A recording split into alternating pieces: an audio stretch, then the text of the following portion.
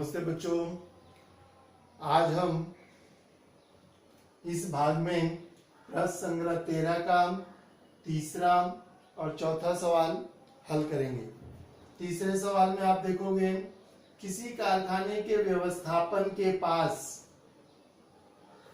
25,40,600 रुपए मजदूर कल्याण कोष के रूप में थे।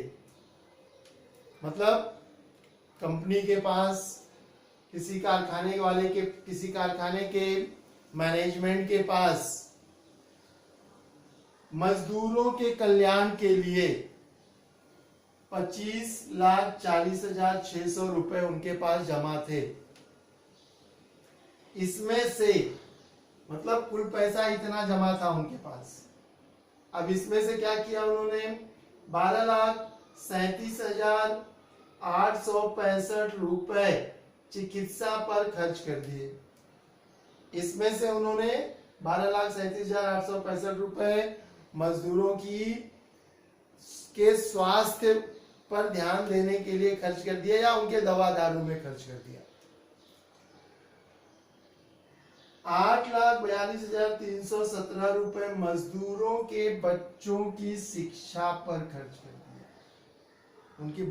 उनके बच्चों की पढ़ाई लिखाई पर भी 8,42,317 रुपए खर्च किए।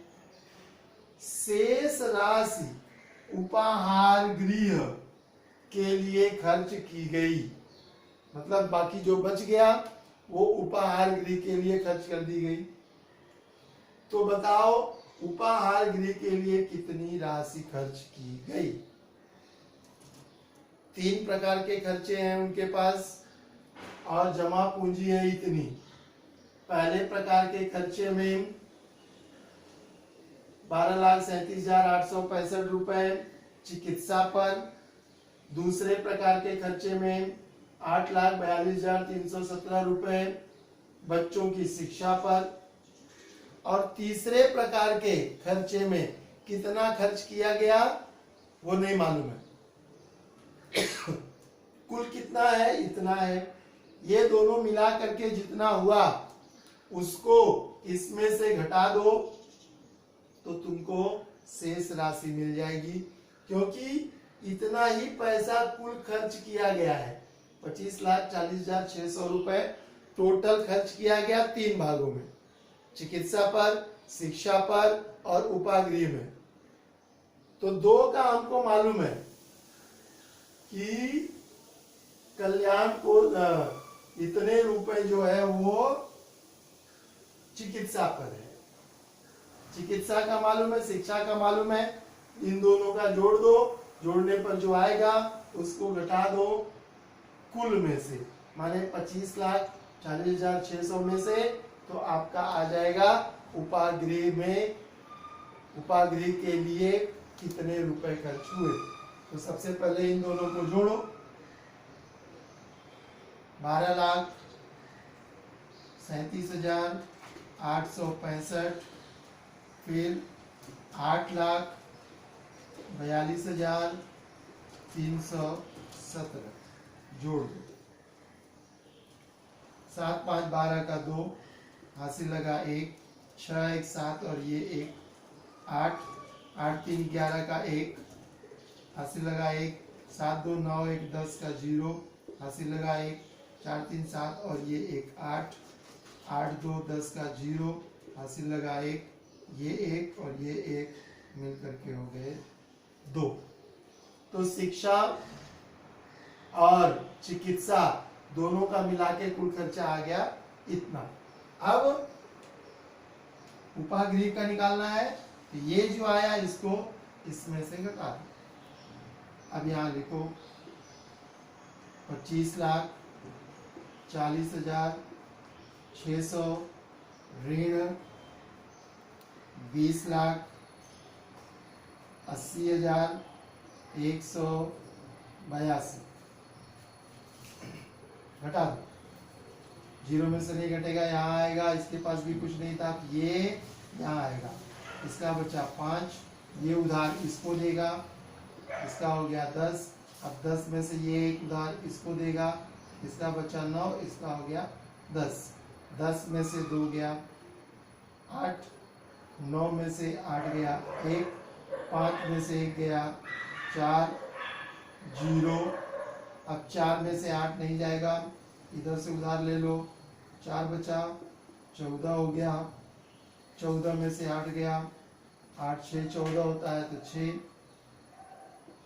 4, 0, 4,60,418 रुपये। तो यहाँ नीचे उत्तर लिख दोगे। उपहार गृह के लिए, उपहार गृह के लिए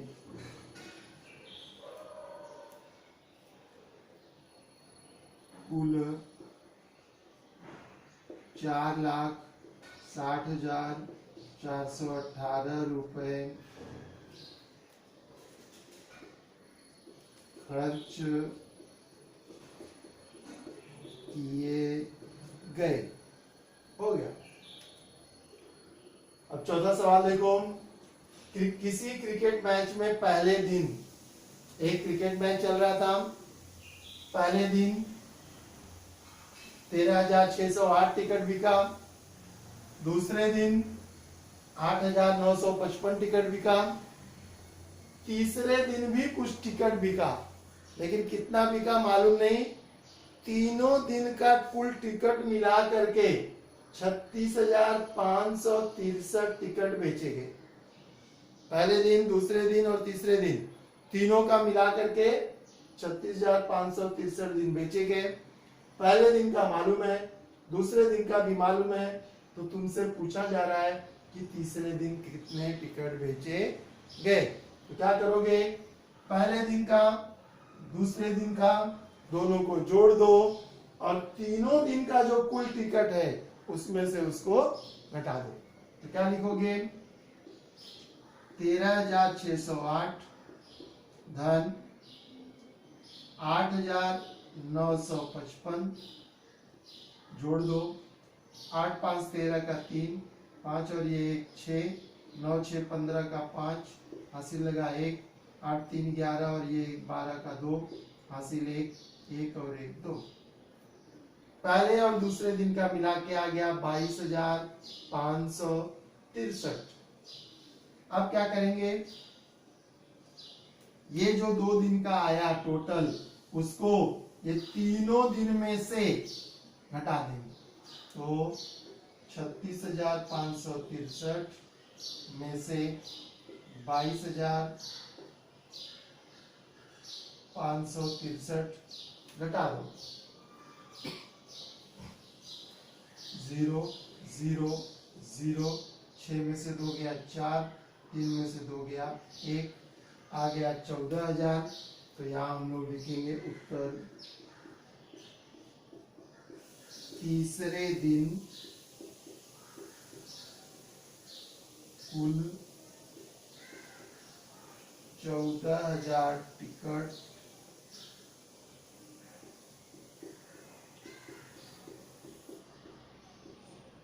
बेचे गए।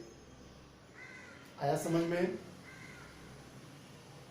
जब किसी भी प्रश्न में 3 चीजों का योग दिया रहे और 2 चीजों का भी संख्यात्मक मान दिया गया हो, तीसरे का निकालने के लिए पूछा जाता है, तो हम पहले जो दो संख्याएं दी गई हैं या 2 वस्तुओं का जो मान दिया गया है उसको हम जोड़ेंगे, उसके बाद तीसरे वाले में से उसको हम घटा देंगे। जोड़ने पर जो आएगा उसको हम तीसरे वाले में से घटा देंगे, तो हमें तीसरी संख्या का मान भी ज्ञात हो जाएगा। आज के इस एपिसोड में बस इतना ही। अगली बार हम फिर से कोई नया सवाल लेकर आपके सामने उपस्थित होंगे। तब तक के लिए नमस्कार।